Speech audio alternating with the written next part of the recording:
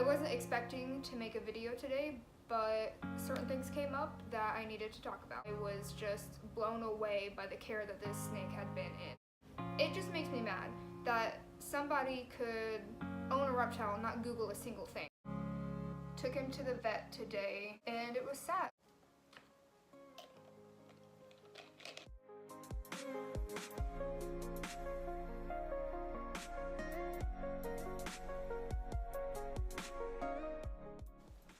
What's poppin', guys? I am back after a short break. So basically I took a month off. I had to do my finals for the college classes that I'm in. I have about a month off before I go back to do my summer classes in June. I wasn't expecting to make a video today, but certain things came up that I needed to talk about. A lot of things have happened since I've left.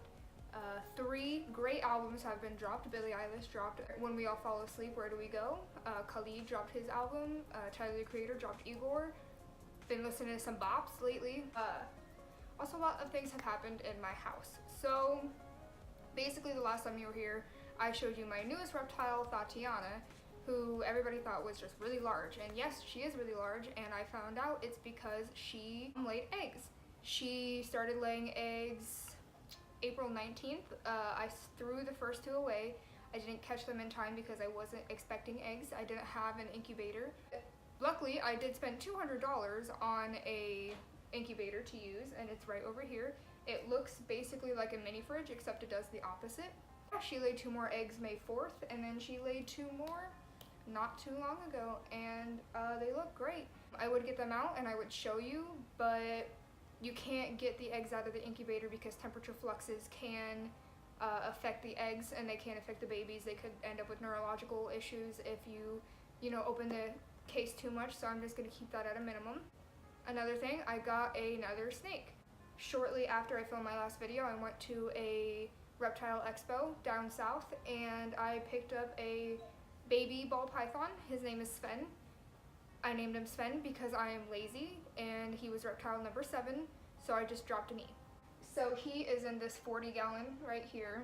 He has a beautiful home set up. I'm not going to get him out right now, just because of some of the things that are happening in the house, and I haven't washed my hands. He hasn't eaten for me yet. We have been discovering some of the issues that he was housed in before, and I recently had an issue with his heat. His light had been turned on, but it was not emitting heat, and I didn't quite catch that, but he's fine. He is under heat right now, and hopefully within the next couple weeks he'll start you know, moving his metabolism, and we can get him eating again. He did poop, and it smelled really bad. It reeked, and I almost threw up, but that's a good sign that he did poop. That means his system's kind of flowing. If you have any other knowledge, then tell me. I'm sweating. It is so hot.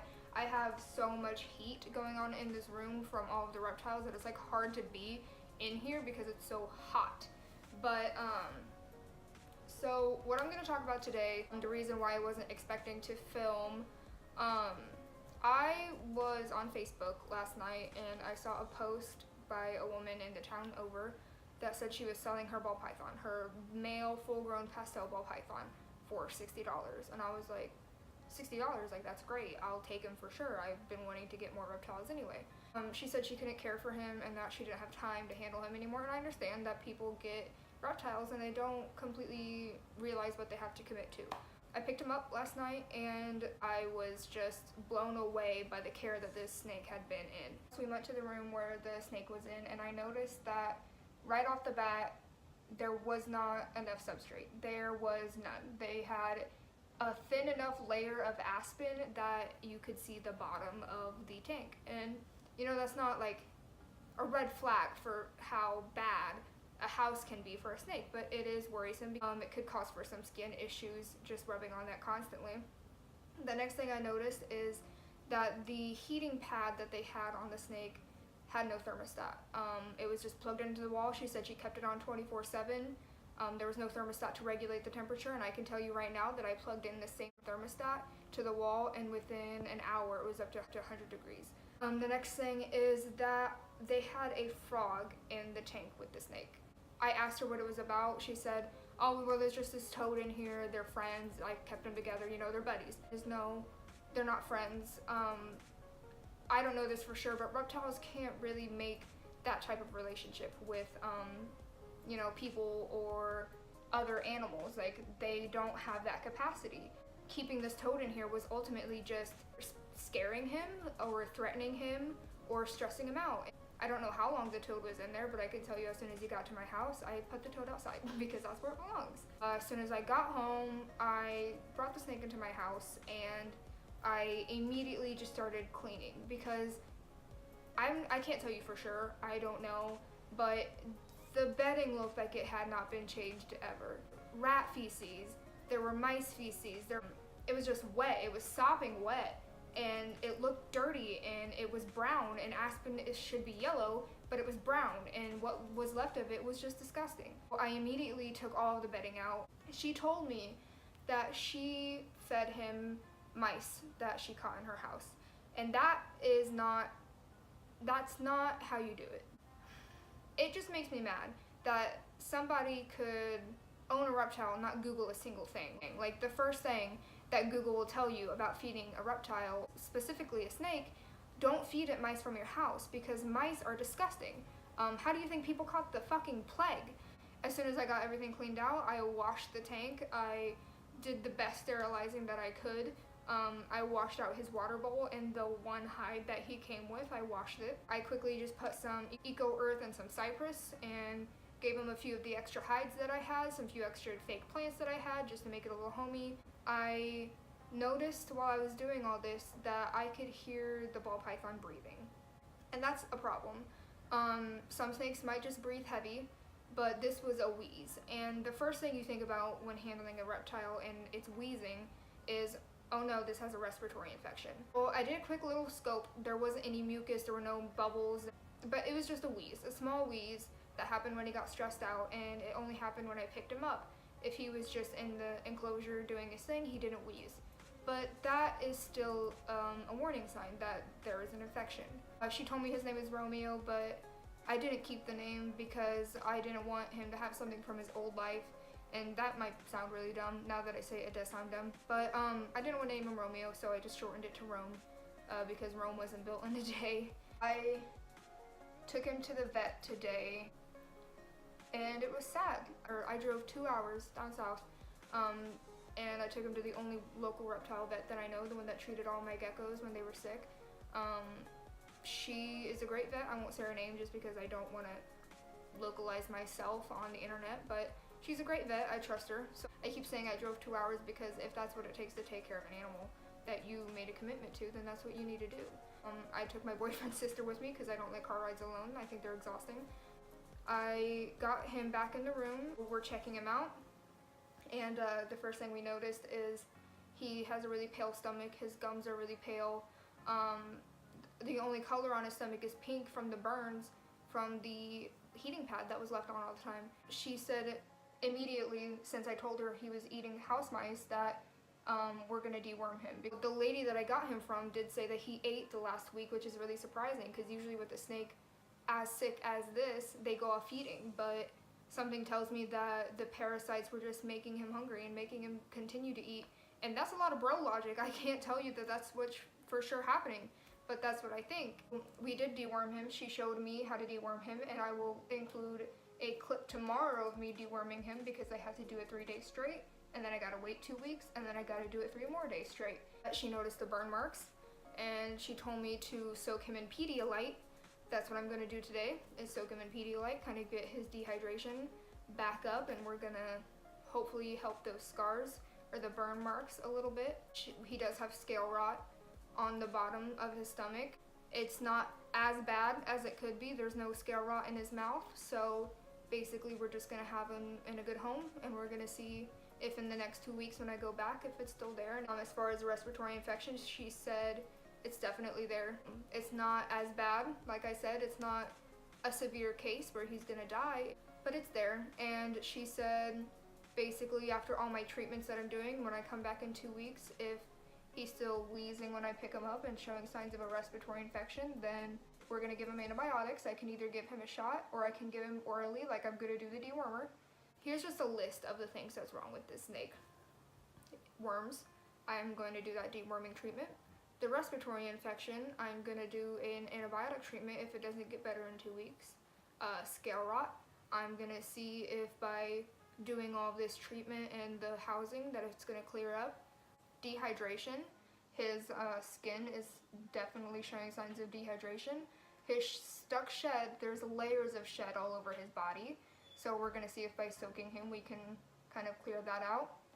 And the burns on his stomach that are from just not doing a simple Google search to tell you, hey, whenever you get a heating pad, you need a thermostat because it will burn the shit out of your snake. So she also probed him for me to confirm that it was a male because after all of this, I didn't trust the previous owners to tell me if it was a boy or girl. Okay, so it is tomorrow, and today I'm on my lunch break, so this is going to be really quick. But it's tomorrow, and I have to do his 15-minute soak in warm water and Pedialyte. I do that twice a day for a week to help his scale rot and his burns and his dehydration. And I also have to give him his dewormer. I have my bucket of water down here, and I am waiting for it to cool down because you don't want it to be too hot. So now I'm going to show you Rome. So here's the boy, and to most people, he might look really healthy, but you'll notice that he has tons of stuck shed on him. Actually, his last soak did really good for all of his stuck shed, but we're still getting some of that off. I haven't handled him very much because I've had him for 2 days. So I'll show you kind of some of his scale rot. You can see down here, there's some of it. I don't know if you can tell from the video, but he is really pale on his stomach, and it's just burns all over, just pink burns. I was going to do the soak first so that I didn't stress him out so he would throw up the dewormer, but while I'm waiting, I think I'm gonna go ahead and do his dewormer first and then soak him. This is supposed to be a 2-person job, but I don't have anybody to help me, so this is gonna be a 1-person attempt. Let me get my utensils. Okay, so I work at a doctor's office, which is great. So I have these gloves. I just want to do it with gloves so that I don't get any more germs in him. So this is his dewormer. It's a really small syringe. I recommend that you go to a vet. He or she will tell you exactly how to do this. Hold him by his neck and hold his face. You don't want to hold him so strong that he suffocates, but you do want to give him firm hold. You don't want to hold him so firm that if he struggles, he will break his neck or anything like that. So I'm going to restrain his body with my legs.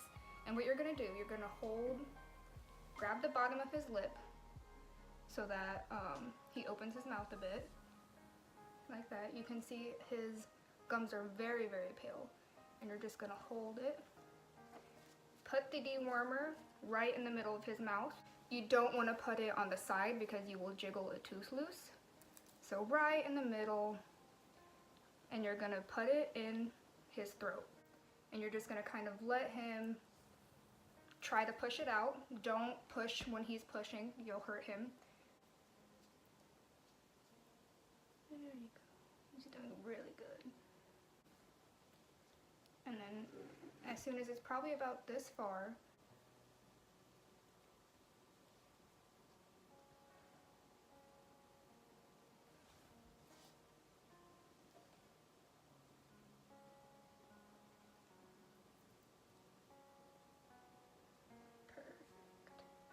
and then you want to wiggle it out so that he doesn't lose any teeth.